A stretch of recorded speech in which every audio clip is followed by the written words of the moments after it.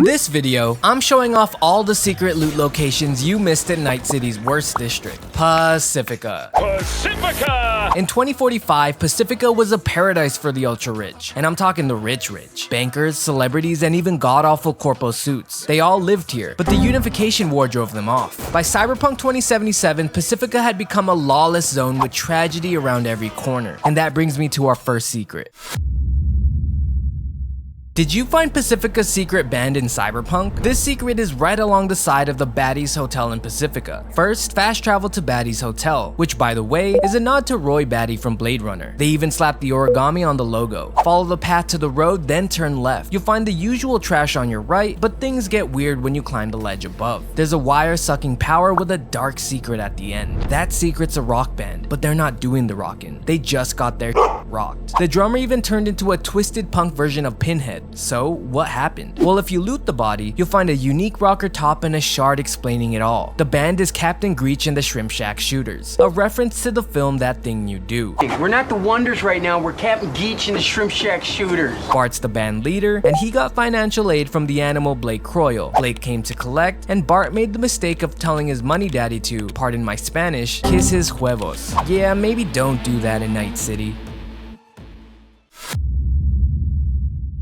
Here's another secret I know at least half of Cyberpunk fans missed. What really happened to Larissa Almeida? Take a look at flyers around the city. You'll see one for manhood growth, a lot for food, and one for the big fight. The fight of course refers to the big pay-per-view battle between the animal Martha Ling and upcoming fighter Larissa Almeida. It's one of the biggest events of the year, but spoilers ahead, it won't happen. And you'll find out why if you head to this pier in Pacifica. When you reach the end, jump. At the bottom is a crashed car. In the trunk is a brawler skill shard, and in the driver's seat, the cold, pruny body of Larissa. So what happened? Well, the Valentinos are one of the biggest gangs, and they weren't too happy with Larissa beating one of their own. So they asked to meet, and Larissa thought she could fight her way out of any sign of trouble. But remember, gangs don't play fair. They strapped her in an Alvarado, a signature Tino ride, and removed her from the picture. Congrats Ling, rest in peace Larissa.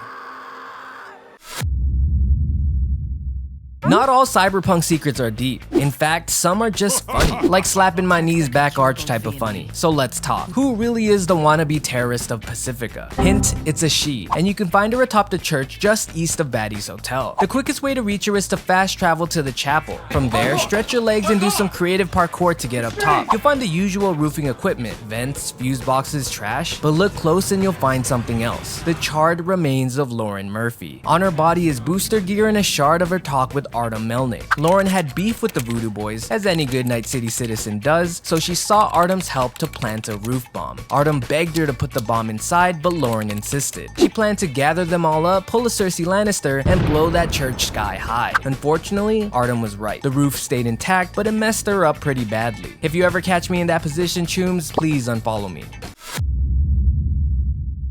This next secret is humanity's last hope in Cyberpunk. Not lore-wise, let me explain. You can find it on the coast just west of Baddies Hotel. There you'll find a red boat submerged in the sand, and in the water, boxes containing medical gear. I know it seems typical for Pacifica, but the real story's in the sand. In front of the boat is a man with a metal arm, and beneath him, a bag recording his call with a group called the Human Project. Dio's the man in question, and he was on a mission to rescue a mother and child from Arasaka. His goal was to save the kid, but like all things Cyberpunk, he met a tragic end. But that's not all. You can rest assured knowing at least the mother and kid were saved. See, the whole thing references the film Children of Men. There, Theo Farron, ring a bell, worked with the Human Project to rescue a mom and child who were vital to saving humanity. Theo doesn't make it, but his sacrifice ensures they do. A tragic yet hopeful tale hidden in the dirty sands of Pacifica. Just beautiful.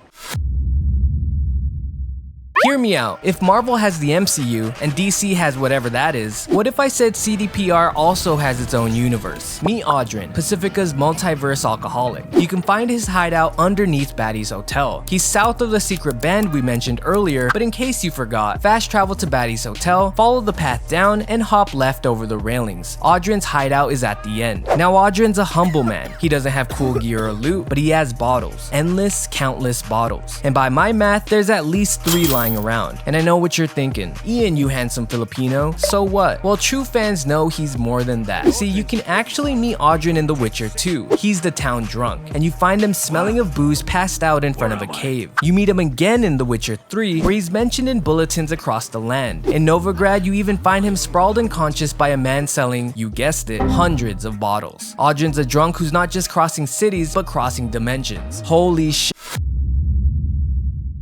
Here's another secret in Cyberpunk most players miss: Pacifica's secret butt kicker. You can find the secret right around the coast here. First, fast travel to the Pacifica Pier, face the beach, then run left until you hit the railings. Look for a platform on your left and follow it until you spot something strange. That ain't Kool-Aid on the ground, that's blood. And what's just over the edge? A poor guy who fell down. You can even loot him for a corporate armored vest and some nice eddies. The guy is John Aronson, and he's a neighborhood resident cosplaying as the hero butt kicker. Sadly, a run-in with a scab ended his hero career quite early, and if you think it all sounds familiar, then it is. The whole thing's a nod to the cult favorite movie Kick-Ass. John Aronson is a play on Aaron Taylor Johnson, the actor who played Kick-Ass, and he's talking to Linda Grace, aka Chloe Grace Moritz, who played the purple Bob Rockin' hit girl. And to top it off, the dead Choom's using batons. And what weapons did Kick-Ass use? Batons. Sweet, right?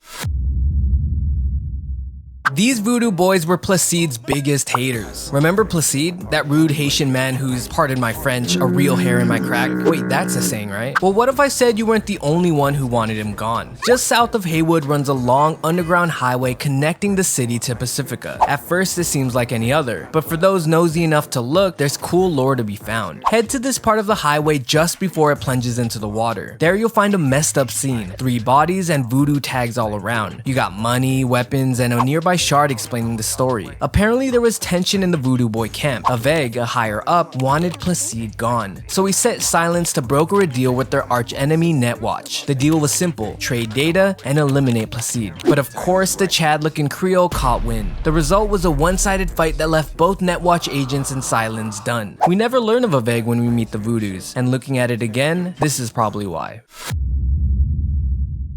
This is why you wear seatbelts in Cyberpunk. In Night City, if iron doesn't blow you out, then a psycho with a piece of floss will. And if that doesn't either, it'll be a seatbelt. Let me explain. Head to this unfinished road at the end of Pacifica. It's a quiet stretch with junk, but at the end is something strange. Among the trash is a wrecked car, and an animal behind it. And no, not an animal, the heavyset person on gear type of animal. You'll even find another up front. This hottie's Tadita Smith, and she's got some hot pants and eddies. She's an animal who had a score to settle with her friend Nasarian. Crazy names, yes, but if you rearrange it, you get insaner, which suits her pretty well. See, Nasarian challenged Tadita to a deadly game of chicken. The rules? Speed towards the barricade and the last to bail wins. But in this game, nobody wins. Nasarian jumped and passed from impact, and Tadita got ejected like my San Andreas disc when I got caught making hot coffee. Imagine the baby powder you need to fix that road rash, bruh. Here's another fun Cyberpunk secret. What really happened to Fara Dupont? By the way, I feel like a bougie bitch whenever I say her name. Dupont. Anyways, in a game like Cyberpunk, only some get a happy ending. Unless you're on Jig Jig Street, of course. So let me introduce you to Fara Dupont, a voodoo boy Ranyan who didn't get that happy ending. You can find her at the side of this building here in Pacifica. Fast travel to the Westwind Apartments to find her. From there, turn around, then jump on the ledge on your left. You want to work your way around to these giant AC units. There at the top is Fara. She's got a strong tech pistol and a legendary quick hack, but don't let that distract you from the sad story. See, Fara was just another Ranyan. Do you know why they didn't tell you everything? 'Cause you're a Ranyan. That's what they call outsiders brought in for special jobs, floor rags. When you're no longer needed, they chuck you. A fate for all Ranyans. Like Placide's initial goal with you, he used Fara and 2 others as disposable mercs to do the voodoo boys' dirty work. Poor Chooms were sent to steal from a scav hideout and they had no chance to make it. Let this be another reason why we off Placide every run. Sit down for another Cyberpunk tale, friends. Today we talk who was Eddy Gale, the Gonkhead biker. In the lawless Night City, being crazy doesn't mean being violent. Take Lizzie for example. She wouldn't hurt a fly. Well, down in Pacifica is another such person. He's right here at the beach by the coaster. If you walk the coast, you'll find the charred wreckage of an expensive arch and the body of Eddy Gale. So what's the story? Well, Eddy was a confident biker who worked with Jenny Tung to record his newest stunt. The stunt in question, biking the abandoned coaster. If we can all agree on something, it's that Eddy surely had a vision. If he started from the top, then it's pretty impressive. He probably blasted through the tracks, conquered the twists and turns, and only fell victim to the treacherous curve at the end. But hey, here's the silver lining. At least Jenny got rich off the recording. As every Cyberpunk player knows, a brain dance of a fatal ride like that would do so well in the market. There's at least one crazy in Night City who'd bite.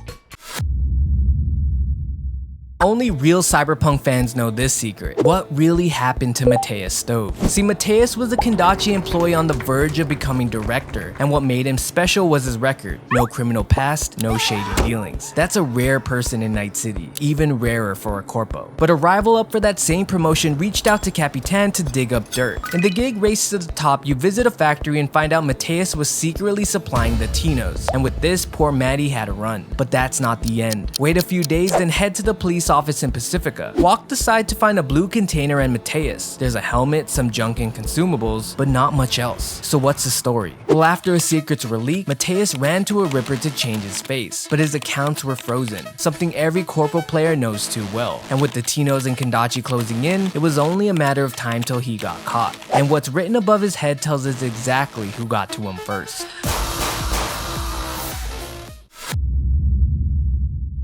What if I said there was a teenage netrunner in Cyberpunk who took down corporations and challenged the old guard? And what if I said you can find him? This is the story of the Spectral Kid. It all starts with Chang Hoon, Wakako's personal runner. If you peek at Chang's PC, you'll find emails with Spectral. The two were supposed to work together to take down Kang Tao, but Chang jumped the gun, pissing Spectral off. Chang even has notes trying to ID him, believing him to be no more than 13 years old. But that's not the end. Fast travel to the church in Pacifica and head down the stairs. We need to find this set of blue stairs just south, because guess what's hidden underneath? A secret room. And inside, the body of the Spectral Kid. Or what's left of him. A nearby shard shows the last conversation between Chang and Spectral. Chang warned him not to mess with the Voodoo Boy network, but the kid was confident. He wanted to challenge them. And in his own words, go legend. Now, how many times did we hear that before? And how did that usually end?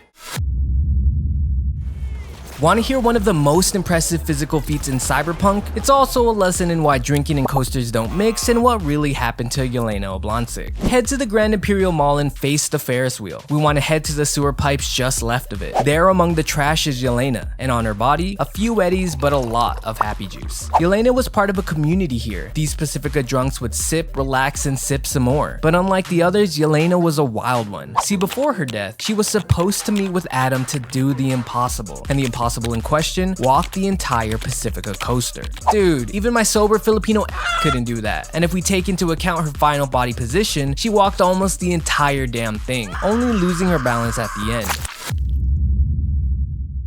What if I said there was a Prohibition Easter egg in Cyberpunk? There are 206 human bones in the body, 207 for Boardwalk Empire fans after hearing that. Head to the entrance of Dogtown. We want to find this cluster of buildings surrounding a construction crane. On top of the corner building is the body of Tom Norton. He's one of Pacifica's homeless with an interesting backstory. See, Tom was hired by Corporal Michael Pitt to hide a stash of supplies. He split them among 4 boxes, and you can find 2 of them for weapons, eddies, and other junk. The other 2 have already been looted, probably by the same chooms who attacked Tom. Here's where the Boardwalk Empire Easter egg comes in. In his conversation with Michael, Tom asked for more booze. Michael's response, no more alcohol. Maybe it's a stretch, but Michael Pitt is the name of a real-life actor who plays Jimmy on Boardwalk Empire, a show set during the Prohibition era when alcohol was illegal. To make it even more interesting, many of the nearby open boxes contain Spunky Monkey beverages. It's safe to say someone at CDPR's a fan, right?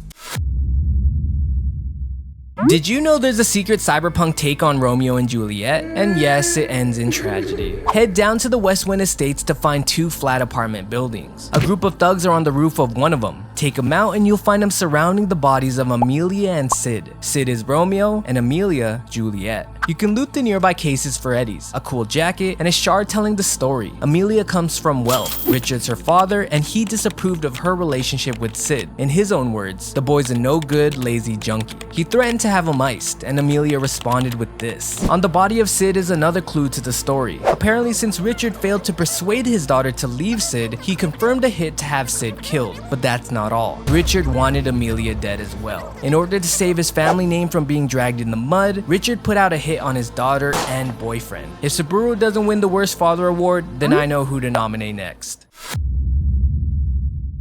Who's the nastiest character in Cyberpunk? If you whispered Fingers, then you're partially right. Fingers is gross. Bleh. But Lee Viper, oh baby, Mr. Lee is something else. He's a roided out animal fiend and you wouldn't believe what he was up to. Head to this building on the south end of Pacifica. You can't miss the gentrified spelling of Baja on the wall. We want to run around the bottom until we spot a fenced off area, because inside is the body of Lee. Next to him is a cell phone, and on him, a studded Sir Fallistiff. Yes, studded. It looks like Lee was engaging in not so PG phone role-playing with a woman named Blurry Nana, or Blurry Nana, and in typical animal fashion, he huffed and injected all the hormones he could. Blurry Nana was a bit concerned, but Lee set her straight. She got back into business, flicked the pic, and whispered sweet tenderness to his eyes. But when she asked Lee what he was doing to her, he never responded. It's a weird cyberpunk version of Gerald's game, and why Lee chose this spot of all places? Dude, I'll never know. That's gross.